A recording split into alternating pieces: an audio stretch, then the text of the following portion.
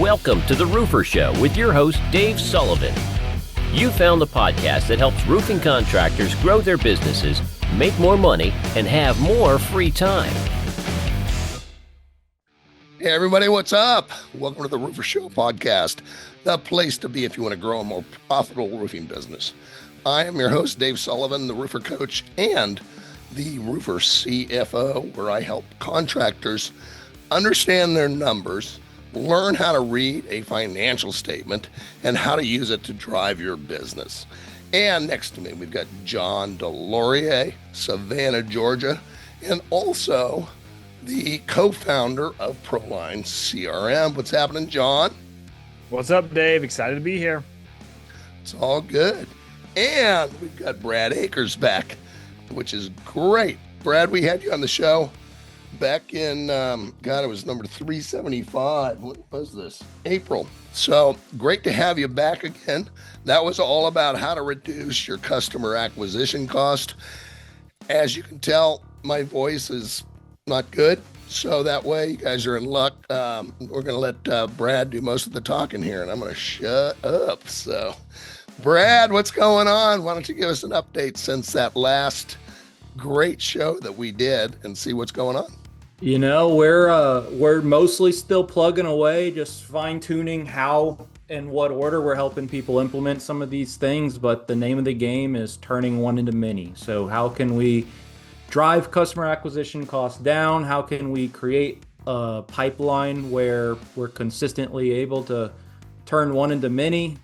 How can we train your team how to do it? Make sure we get that customer acquisition mindset installed in the business at every phase of the sales and production process. I love that because leads are becoming fewer and fewer. You know, that pie is shrinking. How do we get a bigger piece of the pie? We've got to do more with what we've got. So every lead, we have to make sure that we maximize the value from that. And it's huge. I mean, you know, the days of being lead drunk, those things are over, man. So anyway, okay. Well, Brad, first, I'd like to hear about your marketing experience, which we talked about last time, which is where you really started off. You had some great tips, some really good insight on that. So kind of tell us what's going on, where you came from, and what's happening now when it comes to getting leads, generating leads, cost of lead acquisition, customer acquisition. Let's talk about some of those things, because I know that, you know, obviously it's always the number one issue everybody says is that I don't have enough leads, you know, and I disagree with that's going to solve all problems, but it is getting tougher. So let's talk about that. Yeah, so real quick refresher, I owned an agency for like 4 years, 5 years, somewhere in that time frame, and I've always worked primarily with roofing companies. Before that, I worked in SRS distribution, and I was an owner in a roofing company in between all of that. So I've been in and around the roofing industry, always been roofing first before marketing consulting. And in that time, I've seen quite a few seasons when it comes to what's working and what's not working in regard, like from a online marketing perspective.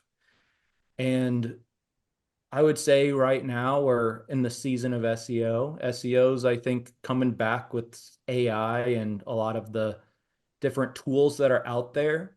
But I think that will probably see some changes coming up. Ads are getting more and more tell me about that, the SEO, because, you know, Sure. let's talk about that a little bit, just on what contractors should be doing. You know, I work with some guys, they're spending a fortune on SEO. There's no tracking. They have no idea what these guys are doing. And it's just, for the most part, just a waste of money. So what should they be doing? And tell me how it's, you know, really works. That is what you're talking about. And disclaimer, I don't do any SEO. I don't sell SEO. I wouldn't, even if someone really, really wanted me to.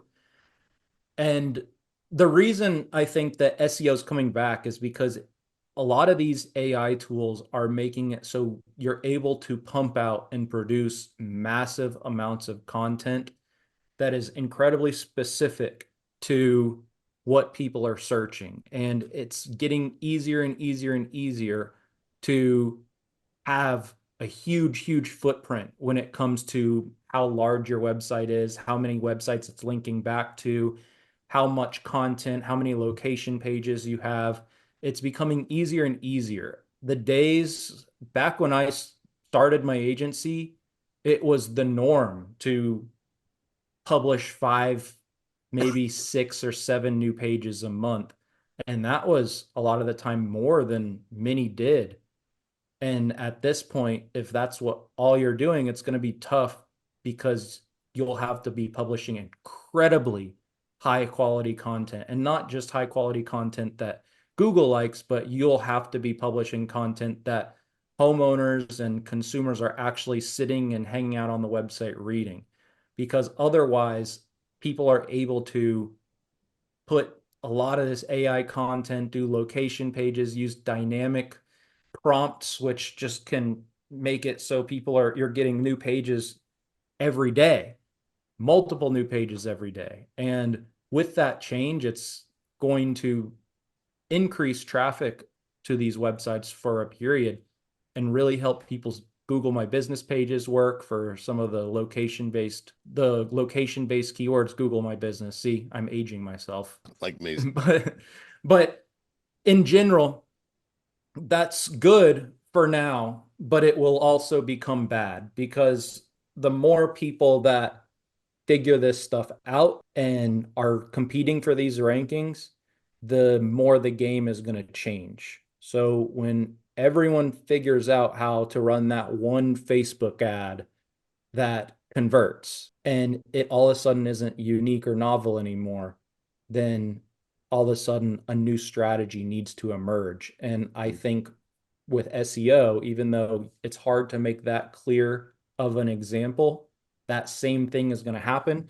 And we're going to see brand becoming more and more important. I think we're going to be seeing like page view time, like how long people are staying on the website becoming more important. I think YouTube is going to probably become a bigger factor. I think a lot of the things that AI can't necessarily replicate will be the main character again. And I don't know that it ever has not been important, but I think it will become more important and Yeah. people will have Yeah. to become more creators than just experts in their field.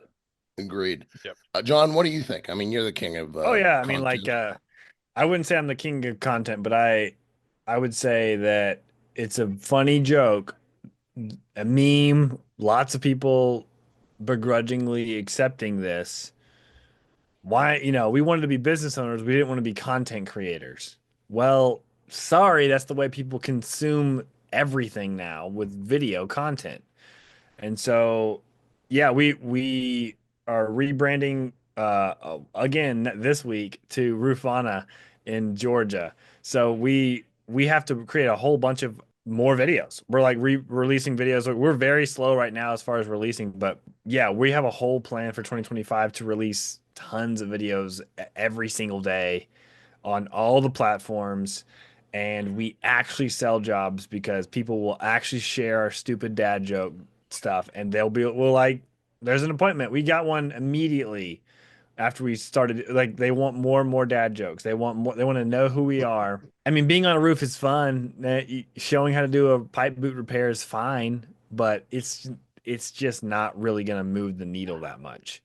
So yeah, you got to find your lane and don't necessarily listen to what the gurus are saying. You need to do what's authentic to you. And if that's playing guitar on top of a roof, that may sell roofs.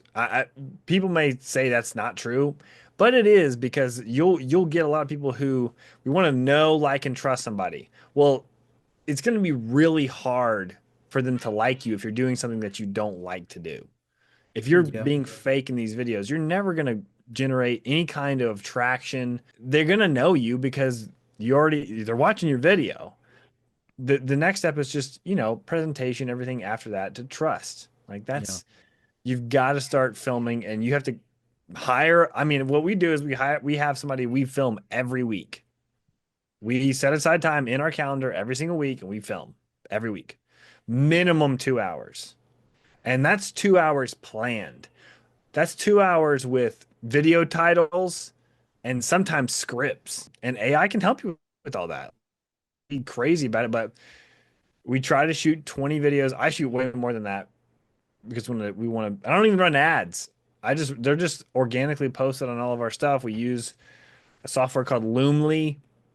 It's one of the scheduling softwares out Mhm. there. You can use a lot of them. And yeah, just you know what you're supposed to do. You're supposed to film stuff. Right. Film yourself a bunch. Do it every single week and then actually send it. It doesn't matter if you film it. If you don't put it out there, it won't help you. And then you can get all crazy and like when to release on which platform. There are ways to find that. All you have to do is Google it. You'll Or ask. figure or ask AI and it will tell you. So yeah, that's my rant for content creation. I'm not gonna say I love it. I like the results, but it is, it's funny. Clay started with me this year, and he's like, I didn't know I was going to be making TikToks every week. It's like, yep, that's what So we you say do. it's but you get a return on it. It's Oh, it's uh, very clear. We tag it social media, like we have it in Proline of like the lead source, but we also anecdotally people are like, hey, I sent you this person, they're going to reach out to you, and it's on Instagram, and they're like, I saw you on Instagram, and Yeah. we have it happens all the time. Yeah. So mm, And to jump okay. in really quickly, Yeah, please. I think what we are seeing, and this has never changed. So, like, here's the constant. The thing that doesn't change, the thing that stands is people like to do business with people. yep.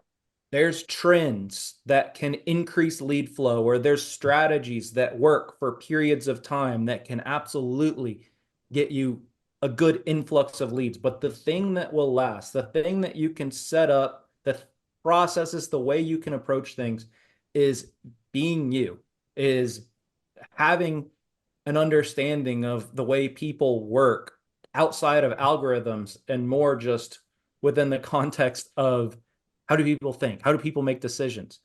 And that never changes. Like, I'm not saying it never changes. That's probably too big of a statement, but it doesn't change as fast. And even when people are searching on ChatGPT rather than searching on Google, they're still searching. Even when people are looking at reviews here rather than here, they're still looking at reviews. But we have to also look at the why behind it. They want information, they want to understand who they're going to work with. And that's one of the reasons I think video is always going to become more and more popular. Because while AI can help you make videos and cut videos up, for the most part, at least today, December 17th, 2024, AI generated videos are pretty easy to spot. And Yep. being you, being authentic, and making sure that you're putting stuff out there that's actually matching who you work with, who you are, is where you're going to have leads that relate to it and want to talk to you, and that you're going to close at the highest rate because you're just attracting people that are like you. All And right. Well, that's all great, but I got to have leads now. I'm out of leads because I never put a marketing plan into effect. I just go for the faucet, and now all of a sudden I realize I haven't invested in marketing. Took my foot off the gas long ago, and all of a sudden, hey, I don't have any leads. What's working and what's not in marketing today for roofing contractors? who's starting? Anybody that likes to. John, what do you Yeah, think? John, why don't you start and Yeah. I'll be the caboose here. Wish I knew the answer. In Georgia, it's weird, man. Like we've had a slow year in Georgia in both of our markets. It's definitely driven. Most of our leads have come from hurricanes, which has never happened in 9 years in business. It's always been retail stuff. So this year, a lot of the lead gen has come from hurricanes. What we do see is that yard signs definitely work. Please use them. Door hangers definitely work. Use them consistently. Target your neighborhoods that you're supposed to be in, and postcards work as well. Use them all together. It's going to leave a lasting impact. We have people who have our postcards in their little mail slot in their kitchen. Their little door hangers are sitting there as Claire Cameron are going to their kitchen. And they've kept them for months, months and months and months. Yeah, and then obviously vehicle wraps really, really. I mean, vehicle wraps something I regret not doing a long time ago. I was doing the vinyl, nice vinyl, $600 or $800 deal on the vehicles, but the complete wrap is wildly effective. I mean, people will constantly send me pictures of our vehicles. It's just like, I see your vehicle. Are you over there? Is that you? Is that you on whatever highway? Like, it's one of our trucks. It's our van, whatever. Vehicle wraps just work. Get a good brand, trademark that brand because that's what I did for Oops. Rufana, and then go bananas with it, and just be aware in the physical world. I know we talked a lot about digital world, but be very present, omnipresent as much as possible. Grab the attention of your community and never take the foot off the gas. Just you're constantly there. They're constantly seeing you in the back of their mind. This little peace symbol that we've got going on, it's going to be people are going to be so annoyed with it because we're going to never let up. It's going to be everywhere. I like the guy that we were talking to the other day that picked up his kids at school every day in his wrapped truck. And he says he's gotten so much Oh yeah. work from that. I mean, Clay's been doing in the drive line, the pickup line for school. I yeah. mean, wild people will get out of their cars, walk over to him, run over to him, and be like, "Hey, I need you here," and then he'll just put him in pro line, and there's another lead constantly, constantly. I love it. All right, Brad, what do you think, man? Give me some leads. So I think we just have, I mean, what John just mentioned is spot on, is like really people want a good experience. People want to work with someone that they are confident they're going to do what they say they're going to do. They're going to take care of their property. They're going to be enjoyable to work with. And while my normal answer was like, we have to go wide, like we have to have a whole process around each thing. And that still is like my technical answer. But my broad answer is show people the experience that they will have when they engage with you. And that could be through videos. That could be through making sure that they know that the neighbor's getting a new roof and you're not trying to sell them anything. You're actually just trying to make sure that they have your info in case you need to move a car or in case they have a dog that hates loud noises and you're, hey, just let me know. Like, we'll board that dog for you. Like, giving people a taste of what it's like to work with you before they work with you, I think is more and more and more important.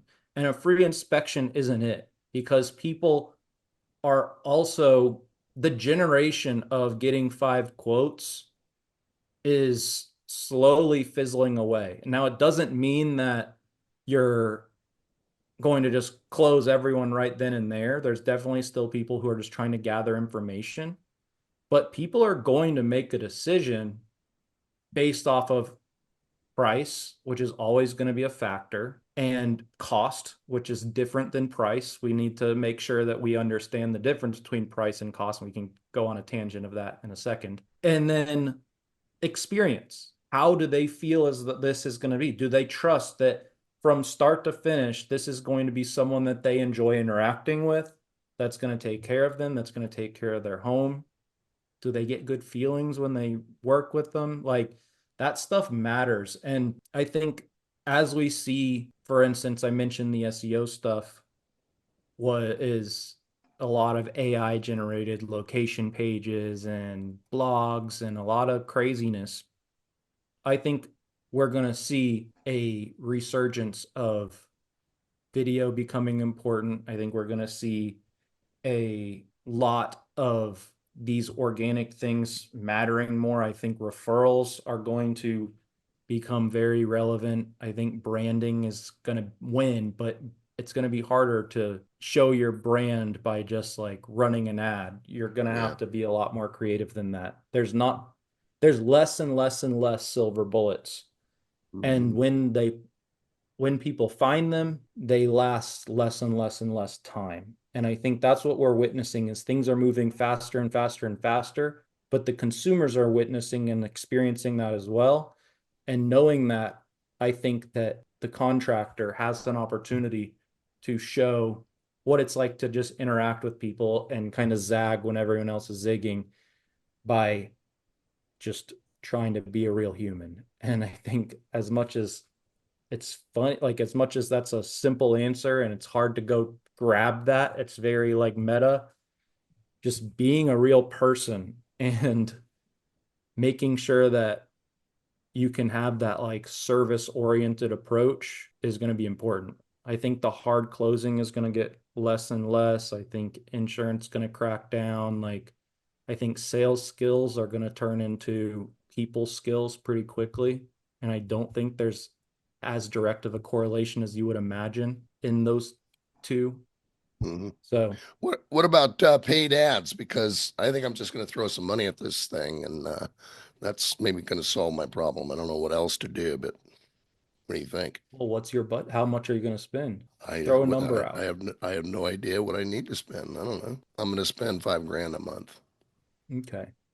So I would say something that's really important if you're going to spend 5K a month, which is fine, is knowing that that is not the lead and the closed deal of whatever sale you generate from that paid advertising cannot be the end of the story. If that is the end of the story, I think that you are going to have a lot of difficulty because I think ad prices are going to get higher and higher. It's going to cost more and more as more people enter 2024 and 2025, and more people are going to buy the fancy websites. I mean, we've watched the average website price go from 6 years ago. It was like 3,500 was a little expensive for a website, and now people are charging 20, 30K, and that's the norm. The same thing's happening with SEO. It's getting more expensive. Google ads are getting more expensive because more and more people are recognizing that that's important and or that that's something they feel like they should be doing. If you let yourself just, okay, I'm just going to run some ads and I'm going to close some deals and that's it. At some point, that increased cost, that additional competition that enters every single day is going to really, really hurt. And I think that it's important to know like we need to be generating referrals, we need to be working the neighbors. It's the same thing I said a year ago, same thing I would have said 3 years ago. This stuff matters. If you cannot get this down, if you cannot create predictable ways to have real human interactions, if you cannot leverage a good experience that you gave someone into the next opportunity with someone else, then you're going to struggle. And I think that, I mean, we all know the roofing industry, like, there's a lot of roofers. I'm sorry, but there's a lot of roofers that are just shitheads. Bleep me out if you need to. And like No, not at all. they rely on those people rely on just like pounding the doors, going pure volume, stacking sales reps, or spending a ton of money on advertising. But those things are going to be really difficult to sustain because people are going to be less and less likely to be down to knock doors. It's going to be harder and harder and harder to find someone that's willing to just make a career out of that. And ad costs are going to increase and increase and increase. So when the only thing that becomes left is being you and being authentic and making sure people have good experiences, you just have to be a real good person. You have to be intentional about creating that good experience for people. And some people aren't. Yeah, that's And for those sure. people that aren't going to be able to last. So I'm okay with you spending 5,000 a month on marketing, on ads. You can spend 5K a month on pay per click. No, your costs are going to be high to start and only going to increase. They're not necessarily going to get lower and lower and lower. There's no agency that's figured out some magic trick that I know of. But what you will see is if you can be very intentional about using that call that you got from Google, that maybe you did pay 200, 250, 300, 350 to generate, if you can do math and understand, okay, this in and of itself is going to be a hard number to stick with, especially if it's likely to increase. But if every one of these calls is actually just an opportunity to have been invited into a new neighborhood, and now I can say, I just talked to Susie. Susie called me. She saw my reviews. She just had an experience. We just looked at her roof. And guess what? It's showing some signs that it could be replaced. And I'm pretty sure your roof is in similar shape and maybe a different conversation, a little more nuanced than that. But that interaction is going to become more and more important because if you don't have the ability, if you don't put the intention in there, like people are going to be looking for cues of how to make a decision, and it's going to get harder and harder online because no one's going to know what's real. So they're going to begin looking for what's real. And one of the easiest and quickest ways you can show them what's real is by having real interactions with people. And videos and being fun on video is going to help. But at some point, a lot of people are going to do that. The thing that's never, and I don't think is going to stop in the near future, is the importance of human interaction and human connection. And I really think that that will continue to be more and more important as time goes on. Okay, well, this show is all about the numbers, understanding our numbers. So let's talk about how important it is to understand what our cost for a lead, what our cost of a customer acquisition, and where I love, and I want to hear more about your program because love the program because it works. And that's one of the most effective things we can do is to bring down the customer cost of acquisition by doing those things we're talking about, by neighborhood dominance, by getting referrals, by getting reviews, getting our brand out there because that's what's going to do it. Otherwise, we're just throwing money and spray and pray. What do you think? So numbers wise, before I go into specific numbers, I think it would be helpful, and I'm going to try to talk slowly and not just like rapid fire list this, because if you're listening, I encourage you to pause, rewind, or get to the point where I start listing these variables and actually write them down or make sure that you know them. And this is not coming from someone who's trying to sell you SEO. This isn't coming from someone who's trying to sell you ads. And really, this isn't even coming from someone who's trying to sell you my program. I actually am trying to make sure that if you are running ads or if you're going to, you just know what to track. So cost per lead is going to be one of the simple ones. We do have to look at qualified leads and unqualified leads and still lump them together as best as we can. Because whether you're paying for it or not, if someone legitimately in any way expresses interest in working with you, or if you purchased a lead from a lead provider and you spent money to acquire contact information, that's a lead, even if they never answer the phone a single time. Right. Lead to appointment ratio is going to be one of the first big ones that people miss. And lead to appointment ratio is simply how many leads do you get, and then how many of those turn into appointments. It's never going to be one-to-one on almost any channel.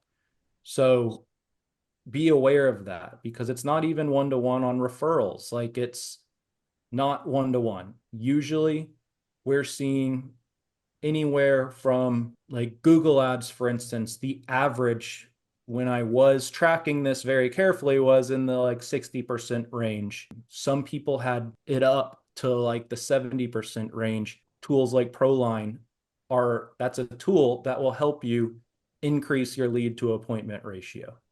And this is And just to get an appointment we're talking about is these yeah, percentages. And well, a lot of reasons why, they don't answer the phone. So, and they don't get back to these people. So the idea of speed to lead. So that makes sense where you're, as you say, you're not booking an appointment for every one of these clicks you're getting. yeah. And it's also speed the lead and it's lead nurture all at the same time. So Right. it's how quickly are you able to get in touch with them? And if you aren't able to hit that window, or if that window just doesn't work, then how many times are you following up? I know John can confirm this, but there will be times where someone fills out a form and responds 8 weeks later to an automated text. Like that happens all the time. And if you don't have stuff like that in place, you really are burning money. Like you really, really are right now, because with the rising costs, we have to be incredibly aware of what we're doing to nurture these opportunities. So there's lead to a cost per lead, number of leads, lead to appointment ratio. There's going to be close rate. That's obviously something that's important. And we were just talking about how to measure close rate. I think lead to close is a measurement that we should look at. And then appointment to close is a measurement we could look at. And if you can break this down by channel, then you're going to have a lot better info. And then we want to look as a whole, because one source may be generating you a huge volume of leads, but the lead to appointment ratio and the lead to close ratio may be really low, but the volume justifies it. Yeah. That's a And great point. that's something where like you'll see Home Advisor and Thumbtack and some of these lead providers, that's why they work. Like I know many people who spend 10K a month on Home Advisor and think, man, I love when people talk crap about Home Advisor, because then I just get more leads. But they're playing a volume game, they're playing an automation game, they're playing a different game than other people. And then from close rate, we want to look at the biggest thing when it comes to close rate is how much did you spend to get the appointment? And then when you got that appointment, how many of those appointments did you have to get in order to close a deal? And that would probably be best to look at in a few views. So like 30-day views, 7-day views, quarter, like every 3-month views, 6-month views, year-long views. Like it will tell a very, very different story the time frame that you look. Say the sweet spot probably is going to be like 30 days, 3 weeks is what John was saying earlier. I think that's probably a very good number as well, more specific than one that I'm prepared to like stand by, only because I don't have the information. But John is pretty on top of it. So I would say 3 weeks is probably good. But understanding those different, like understanding how all that stuff balances out is going to be important. And if you think this is sounding complicated, that's because it is. Like, welcome to business. Mm. It's not supposed to be easy. If it was, then a lot more Anybody people could would do do it.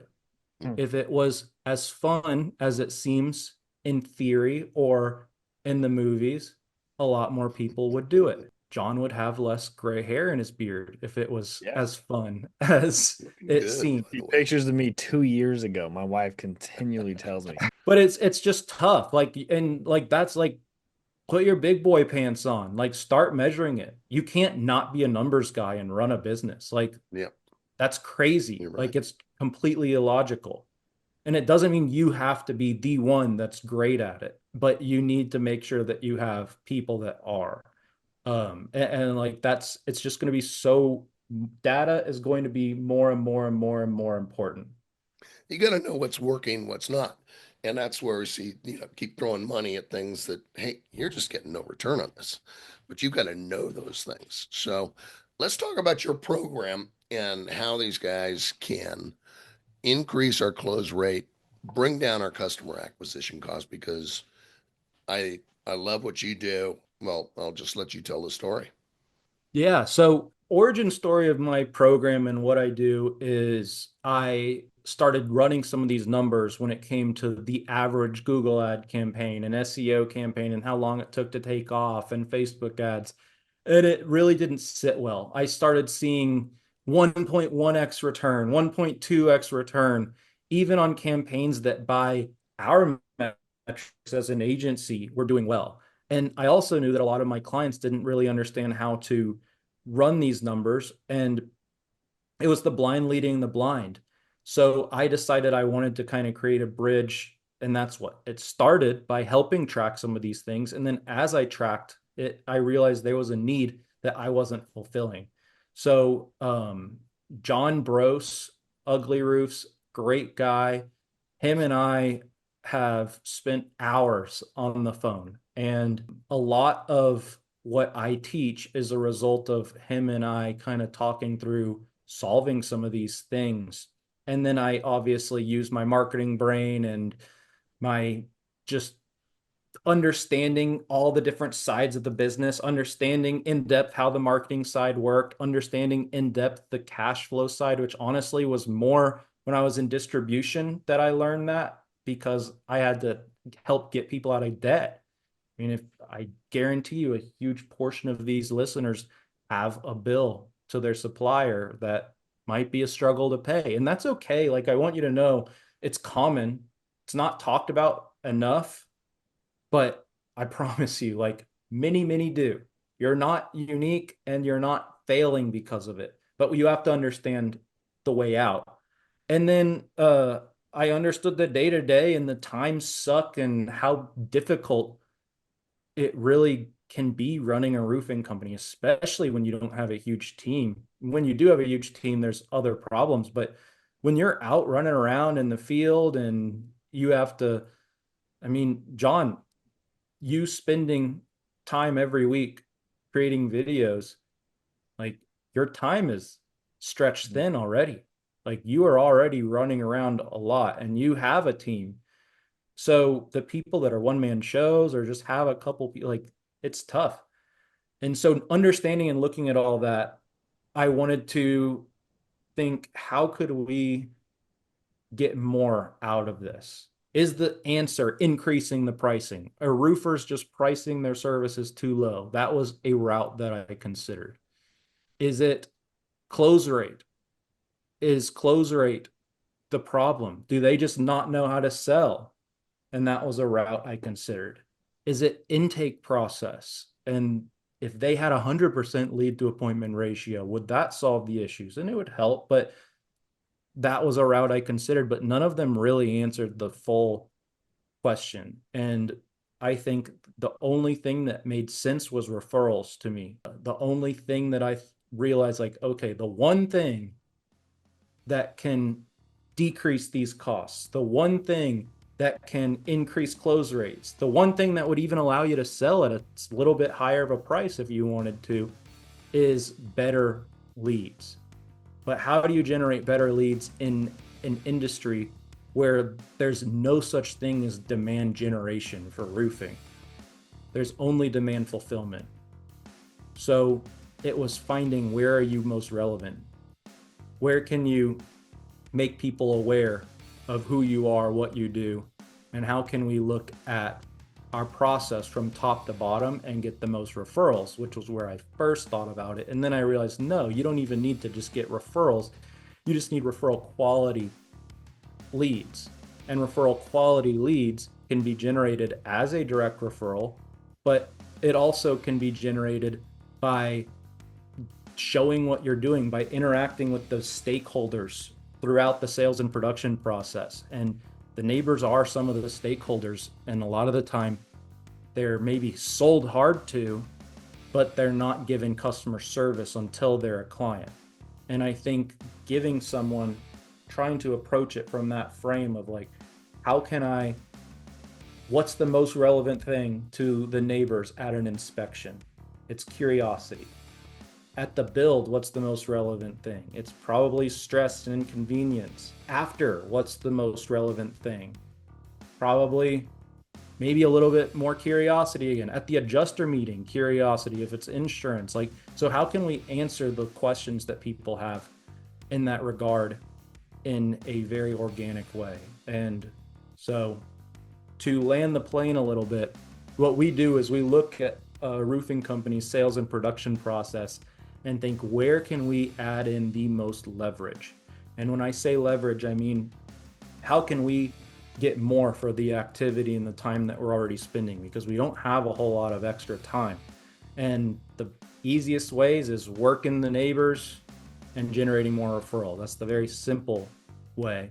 And the best way I found to do that is by adopting that customer acquisition mindset from the moment you get a sale, or from the moment you get an appointment, all the way from when the job closes. But when I say customer acquisition mindset, I'm actually more saying a customer service mindset. And how can we extend the customer service that we're giving our clients to the neighbors so that they're able to make the decision and experience what it's like to work with you? And that's what we do. We train their team on it. We have a lot of resources, templates. I work directly with them and make sure that they're able to implement this stuff, because if you can turn one appointment into another, then that's a path to doubling your sales. If you can turn one job into another one appointment, then that would be a 33.3% bump. If you get two appointments as a result of one job, then, and your closing rate remain the same, which it'll actually increase, then that's a 66.6% increase. And if you get we say our three goal appointments, is to, for every deal you close in a neighborhood, your goal is to get one more additional job. Mm-hmm. And really comes down to that. Now, John, I know that you do a lot of work in that area as far as dominating the neighborhood.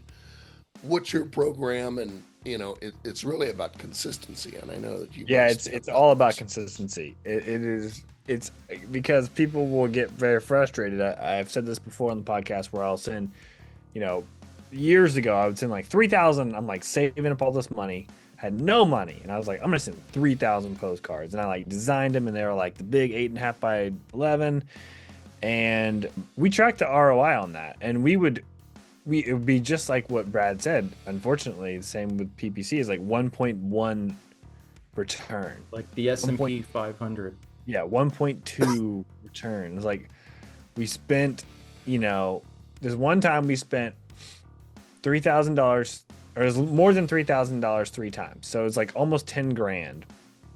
And we sold $13,000 worth of revenue. So do the math on that. Wasn't great. So, and that was just shooting blindly. You got to be more strategic about where you send postcards. You have to be very strategic about where you hang door hangers, where you put the yard signs. You have to be, it takes effort, but it is what Brad's saying, is maximizing the time that you have physically at a location. I mean, you can go another step further and shoot a video and run Facebook ads for that neighborhood. There's lots of things you can do, but that is the way that you really, if you do that consistently, that actually really does work. I mean, people will consistently tell us that.